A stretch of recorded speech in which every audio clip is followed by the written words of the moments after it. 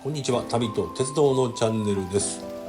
今回はジオラマ制作の第7回目ということで、前回のダムの堰堤の部分を作った続きとなります。何度も繰り返しになるかと思いますが、現地調査に行ったのが神戸市北区にあります千狩ダム千狩貯水池というところになります。これをモデルにグリーンマックスの水平橋脚のパーツを4つつなげてアーチの部分を作り、プラ板工作で全体的に建造物を作ってグレーに塗装した後、転落防止用の柵をつけたこの辺りで終わったかと思います。今回はこの続きをお届けしたいと思います。さて、こういった水辺のレイアウトの作り方は様々方法があると思いますが、私も参考がてら様々な YouTube の動画を見たりして学ばせてもらっておりますが、そのほとんどの手法は川底に青か緑で塗装した後、レジンを流し込むというような手法でやっております。それに対して今回ご紹介したい手法というのは、川底は茶色、流し込むレジンの液体そのものに着色して水辺の表現を行いたいと思います。こちらは 3,4 年前に作った川になりますが、この時使ったのが加藤のディープウォータークリアというのを使いましたが、中がこんな感じで主材と硬化剤があるんですが、硬化剤の方が極端に黄色に変色してしまっておりまして、青に着色しますと黄色と混ざって緑になってしまうということで、今回はメーカーの名前はどう読むか分かりませんが、 Amazon で購入したこちらの透明エポキシレジンを使うことにいたしました。では前置きが長くなりましたが、地形の方をやっていきたいと思います。このまま作業を進めてもレジンを深く流すので、完成したらわからなくなるとは思いますが、少しこだわって深めの起伏を作ってみました。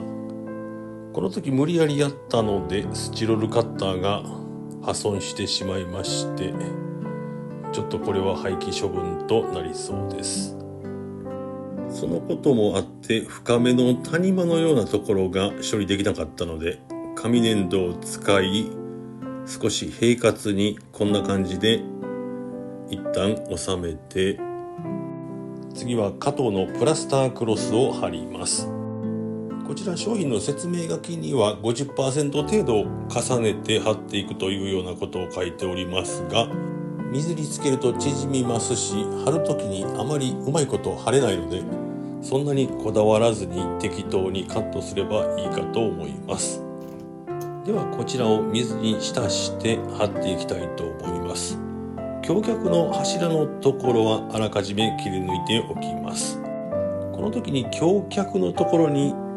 マスキングテープを貼っておくのもいいかと思いますが、それも意外と手間だなと思いまして、貼ってから綿棒などで汚れを取り除いた方が楽なんじゃないかと思いまして、今回はマスキングせずに作業を進めております。あと、こういった石膏を扱う時の姿勢としましては、おしゃれな若者であってもシャツをズボンに突っ込むのをおすすめいたします。では長いので5倍速でお届けしておりますが、このプラスタークロスはメッシュ状になってますので、説明書きには指で平滑にするように書かれてますけども、どうも湿度を吸って固まってる部分が溶けないというのがあって、この上からさらに石膏を追加して平滑にしていこうと思います。とりあえず全体的に貼り終わりました。岸辺の方は後ほどパウダー類を巻いていくので、それほど気にしなくていいと思いますが、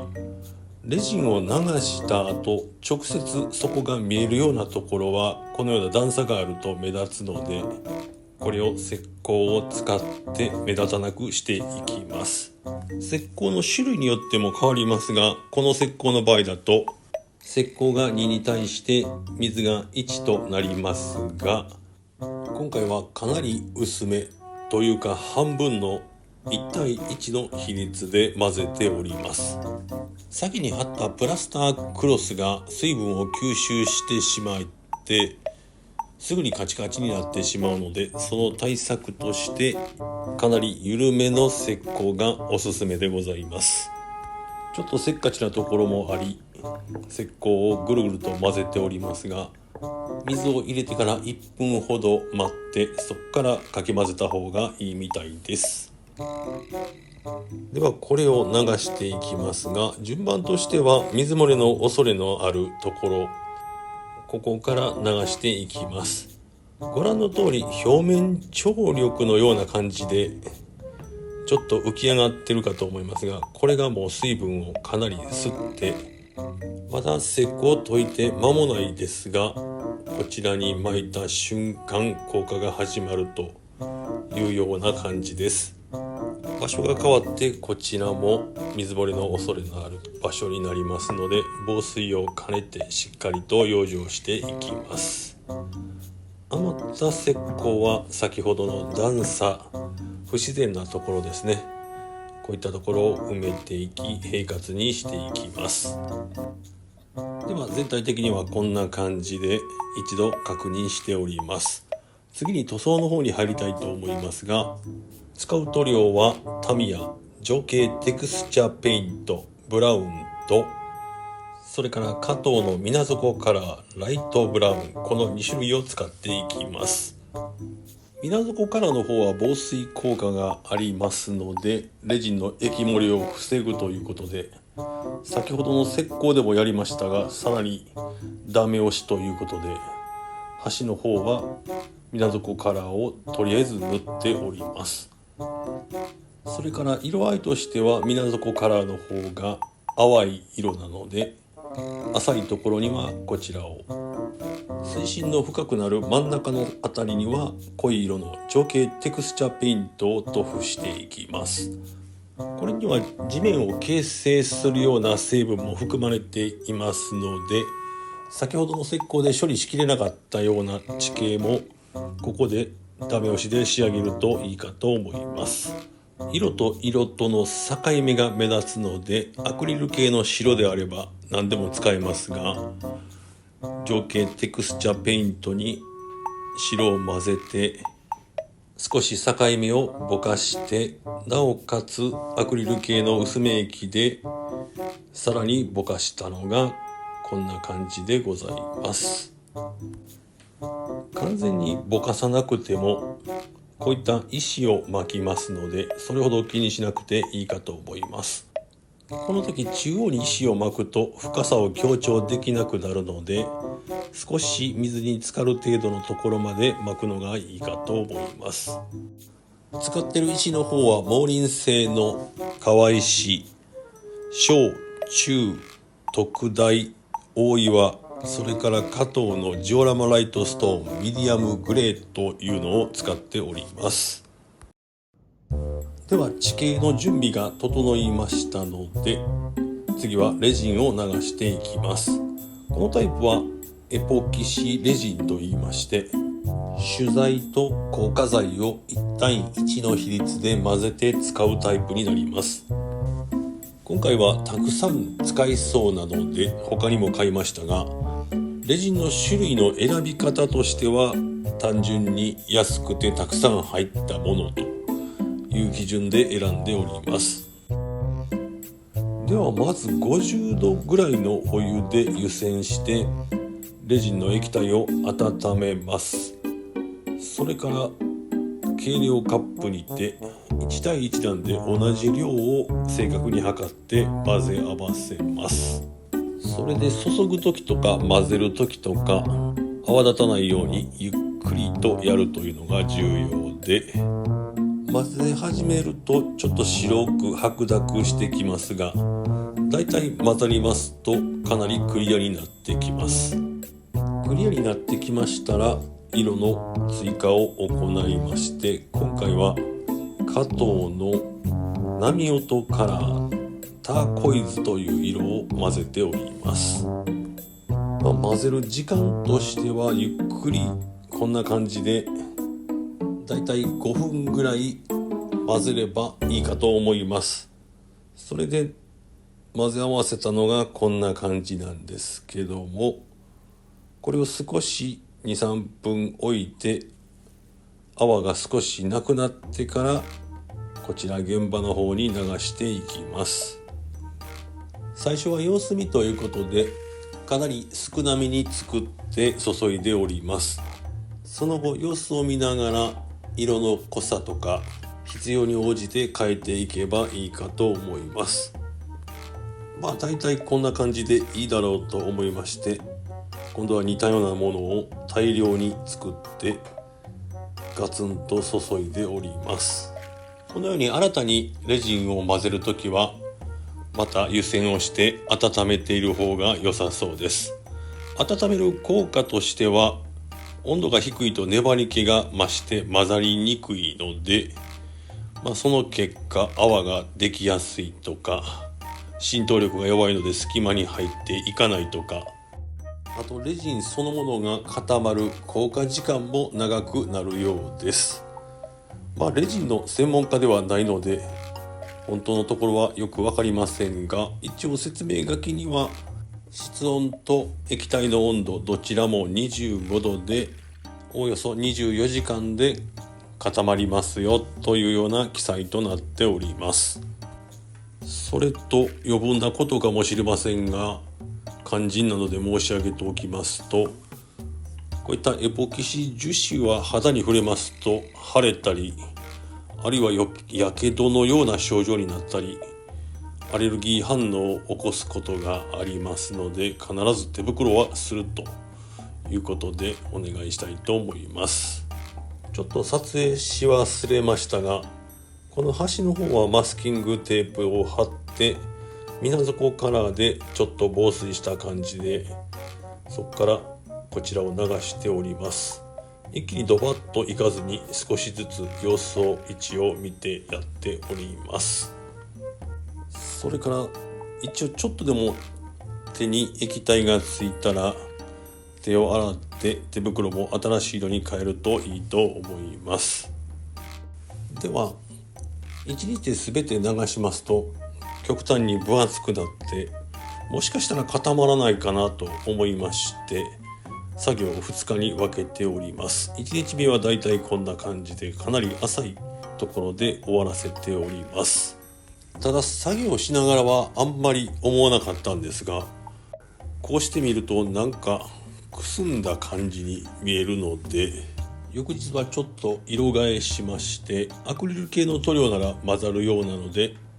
こちらのミスターホビー水性ホビーカラーの青と、それとレジンにもいろいろと色が付属してまして、この青と最初に少量ずつ作って試しながらだいたい園庭の水の流れる位置の高さまで注いでみました。ちょっと光の関係で見にくいかもしれませんが、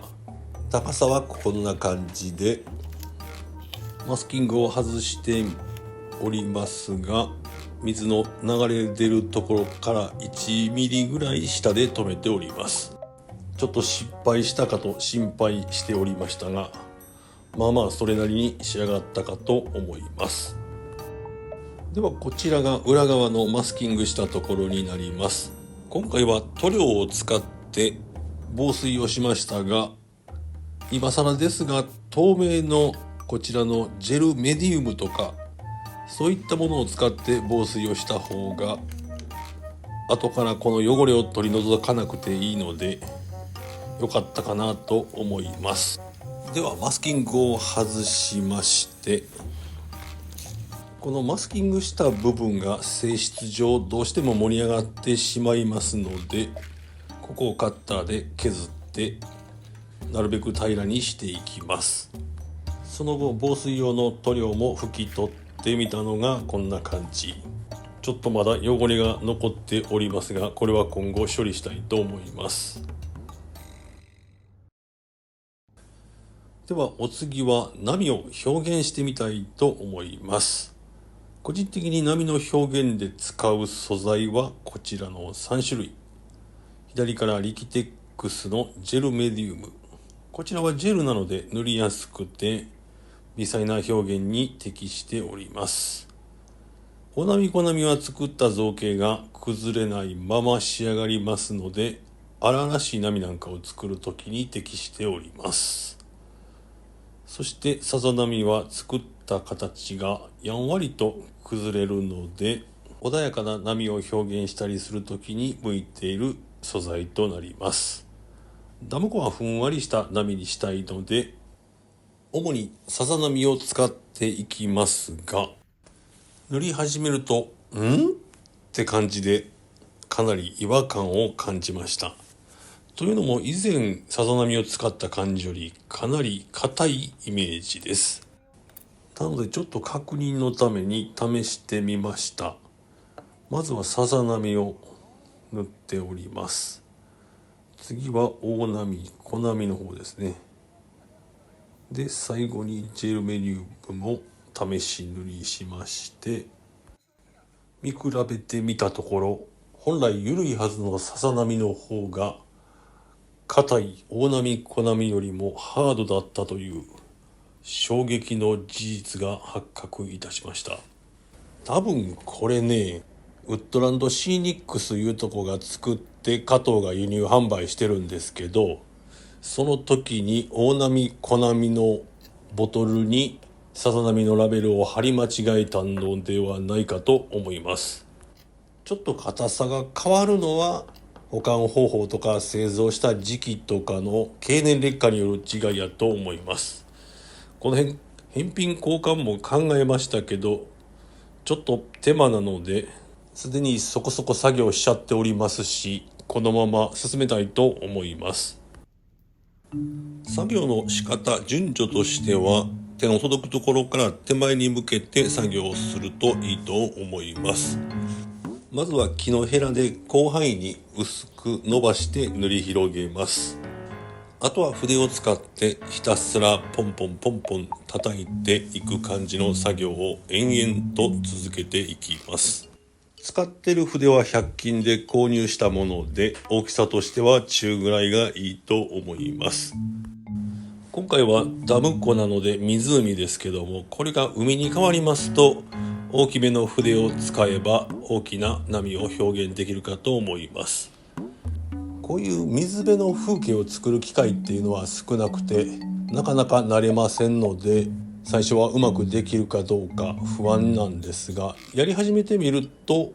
それほどテクニックみたいなものは関係なくて、根気よく作業を進めればうまくいくと思います。一応液体の量によって波の高さが変わるので、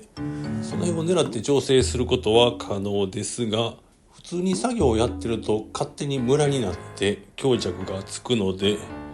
あえて自ら調整せずにこんな感じに仕上がっております。では叩き続けること1時間ちょっと、カウントしてないので適当なことを言いますが、数千回は叩き続けたかと思います。あとは岸辺付近の波打ち際を爪楊枝を使い盛り上げていきます。だいたい10センチぐらい作業しましたら、一旦手を止めて乾かないうちにこちらのエアブラシを使って波の形を整えていきます。エアブラシでもこういった充電式のコンパクトのタイプが便利です。コンプレッサータイプにこだわりのある方はかなり気圧を抑えれば同じように使えますし、あとは細めのストローなんかで息を吹きかけてやってみるのもいいかと思います。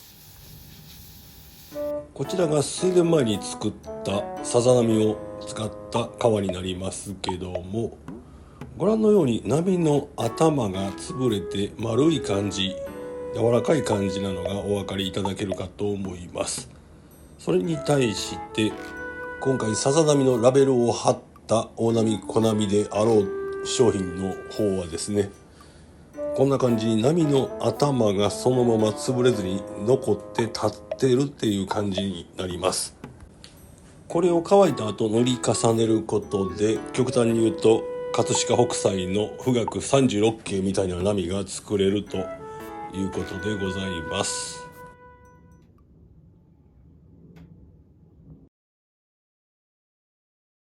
では動画が長くなってしまいましたが、最後にこちらの白波カラーを使って少し波の頭の部分を白くしていきます。まず塗料を筆に軽くつけて、それをティッシュペーパーとかにこう削ぎ落とすというんでしょうか、色を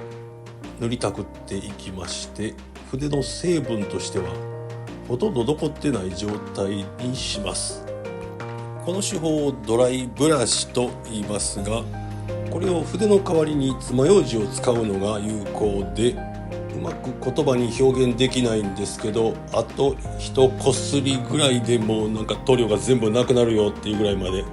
落とします。それでほとんど練るような感じで転がすのではなくてスライドさせてあげるみたいな感じですかね。これ竹串を使った方がいいかもしれません。でできたのがこんな感じになります。海と違って湖はそんなに白波って立たないので、控えめに数箇所やるのがいいと思います。それから岸辺の方の波打ち際ですが、こちらはやらない方がいいかもしれませんが、やるとしたらドライブラシで極端に色を落としてから、なるべく一筆で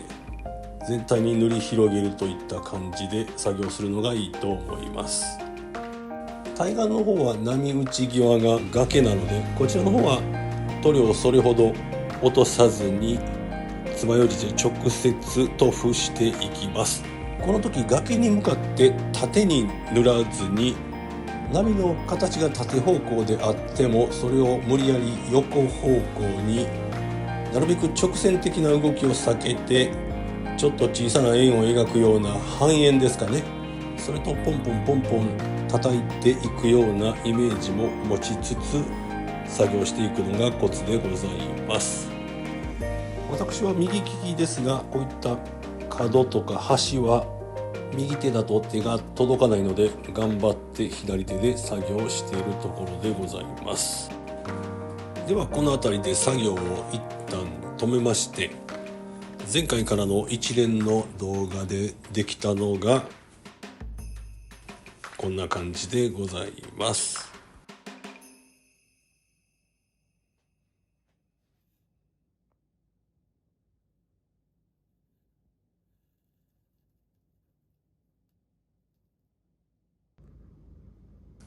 では今回はナムコを作ってきましたが、途中で切るのが難しくて波の表現までしてしまったため動画が長くなってしまいましたが、この辺で終わりたいと思います。次回はまだちょっと残っておりますところを、例えばこことかですね、小物関係をやっていけたらなと考えております。ではご視聴ありがとうございました。あとチャンネル登録もよろしくお願いします。